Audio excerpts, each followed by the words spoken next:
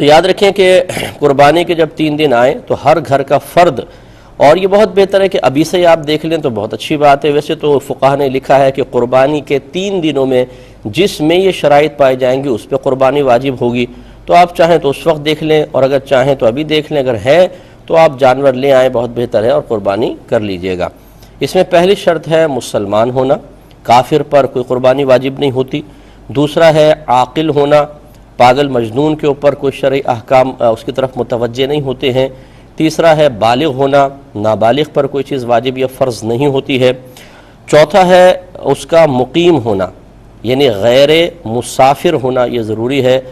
مسافر پر قربانی واجب نہیں ہوتی ہے۔ اور لاسٹ ہے کہ اس شخص کا مالک نصاب ہونا۔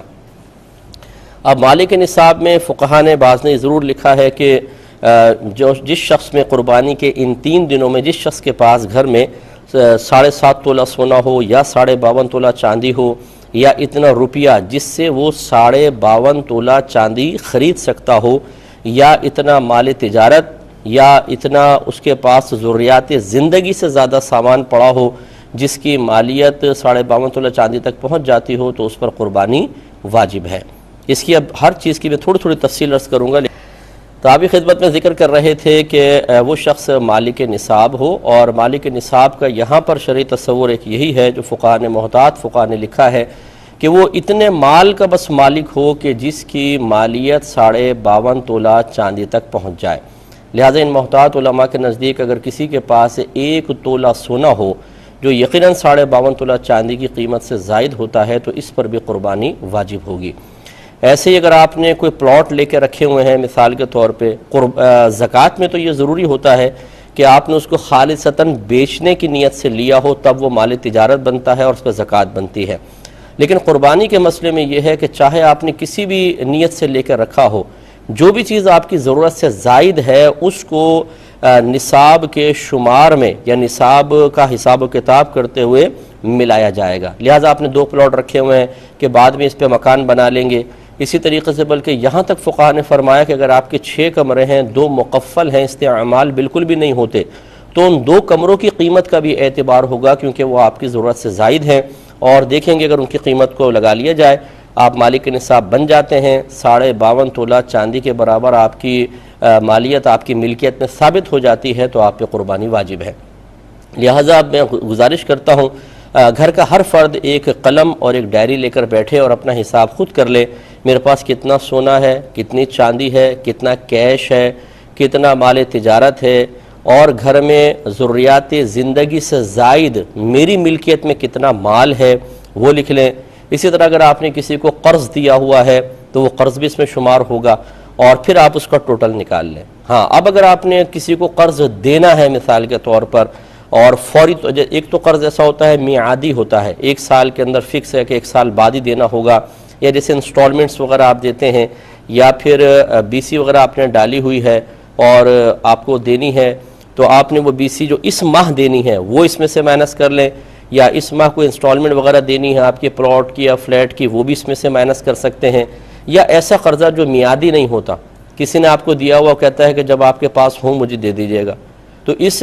قرض کو چونکہ وہ جس وقت چاہے مطالبہ کر سکتا ہے، اس قسم کے جو قرضے ہوں انہیں بھی اس میں سے مائنس کر دیں۔ اس کے بعد اگر آپ کے پاس پھر بھی نصاب باقی بچتا ہے تو پھر آپ کو قربانی کرنا واجب ہوگا۔ تو اس طرح جب ہر شخص اپنا اپنا حساب و کتاب کرے گا تو آپ یہ دیکھیں گے کہ گھر میں کبھی 4 قربانیاں بن رہی ہوں گی، اور کبھی 5 قربانیاں بھی ہو سکتی ہیں، اور یہ بھی ہو سکتا ہے کہ ہر فرد پہ قربانی بن رہی ہو۔ اور یہ بھی آپ دیکھیں گے اور آپ شاید محسوس کر سکیں گے کہ ہم نے کسی سال غلط قربانی کر دی تھی۔ غلط سے مراد کہ جس پر واجب تھی اس کی طرف سے نہیں کی، جس پہ واجب نہیں تھی اس کی طرف سے نفل کر کے اللہ تبارک و تعالیٰ کا قرب حاصل کرنے کی کوشش کر رہے ہیں۔ یاد رکھیں کہ سب سے پہلے فرض اور واجب کا مطالبہ ہوتا ہے۔ کوئی جتنا بھی نفلی صدقہ کرتا رہے، زکوٰۃ نہ دے، نفلی صدقہ کرتا رہے، قربانی نہ کرے، صدقہ فطر وغیرہ نہ دے، اگر کفارہ لازم ہے کفارے ادا نہ کرے، تو اصول شرع یہی ہے کہ جس جنس کا کوئی فرض یا واجب باقی ہو اس جنس کا نفل مقبول نہیں ہوتا ہے تو پھر آپ کو یہ نفل صدقات فقیر کو دے دینا، غریب کی شادی کروا دینا، فلاں مقام پر دے دینا، یہ قبول نہیں ہوگا۔ اچھی طریقے سے یاد رکھیں۔ تو دیکھیں اب دوبارہ ایک دفعہ سماعت فرما لیں کہ قربانی کے 3 دن یعنی 10، 11 اور 12 ذوالحجہ میں گھر کا ہر فرد اپنے اندر یہ شرائط تلاش کر لے، مسلمان ہے، عاقل ہے، بالغ ہے، اور کم از کم اتنے سونے یا اتنی چاندی یا اتنے کیش یا اتنے مال تجارت یا ضروریات زندگی سے زائد اتنے سامان کا مالک ہے کہ جس کی مالیت 52.5 تولہ چاندی تک پہنچ جاتی ہو، اور اس پہ اتنا قرض بھی نہ ہو کہ اگر اس قرض کو مائنس کر دیں تو پھر یہ نصاب باقی نہ رہے، اس پہ قربانی لازم ہے۔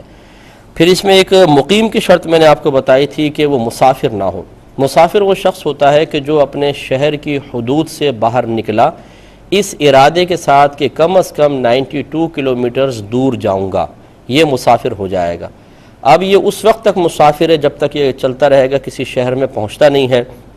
کسی شہر میں پہنچنے کے بعد یہ دیکھیں گے کہ وہ اس کا وطن اصلی ہے یا نہیں ہے۔ وطن اصلی کہتے ہیں کہ ایسا کوئی شہر جہاں پہ آپ کی پیدائش ہوئی ہو، وہ آپ کا آبائی گھر ہے یا آبائی گاؤں ہے، اس میں تو ایک دن کے لیے بھی آپ جائیں گے تو آپ مقیم ہو جائیں گے، مسافر نہیں رہیں گے۔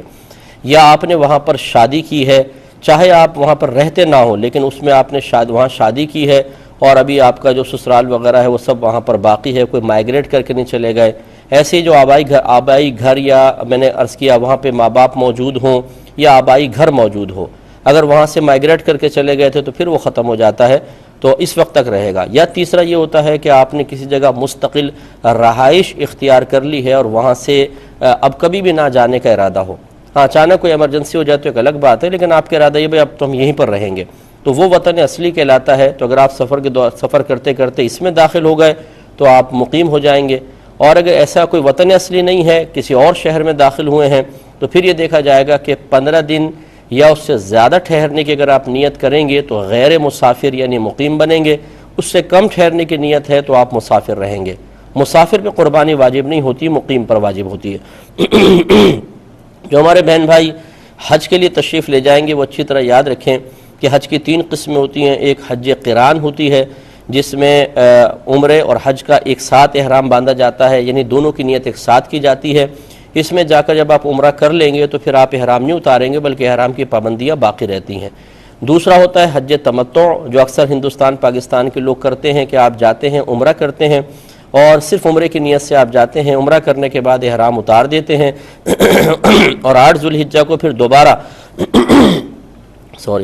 8 ذوالحجہ کو دوبارہ حج کا احرام پہنتے ہیں، یہ حج تمتع کہلاتا ہے۔ اور تیسرا حج افراد ہوتا ہے کہ جس میں صرف حج کا احرام پہنا جاتا ہے، اس میں عمرے وغیرہ کی کوئی نیت نہیں ہوتی، تو یہ تیسرا حج افراد ہے۔ یاد رکھیں جو حج قران کرتا ہے یا حج تمتع، ان پر حج کے شکرانے کے طور پر قربانی واجب ہوتی ہے، اس کا عید الاضحیٰ والی قربانی سے کوئی تعلق نہیں ہے۔ ہاں جو حج افراد کرنے والا ہے وہ اگر یہ قربانی کرنا چاہے تو ٹھیک، ورنہ اس کے لیے مستحب ہے، نہ بھی کرے تو گناہگار نہیں ہوگا۔ تو ایک تو یہ ذہن میں رکھیں۔ دوسری بات یہ ہے کہ اب جیسے آپ وہاں پہ مطلب مکے میں ہیں،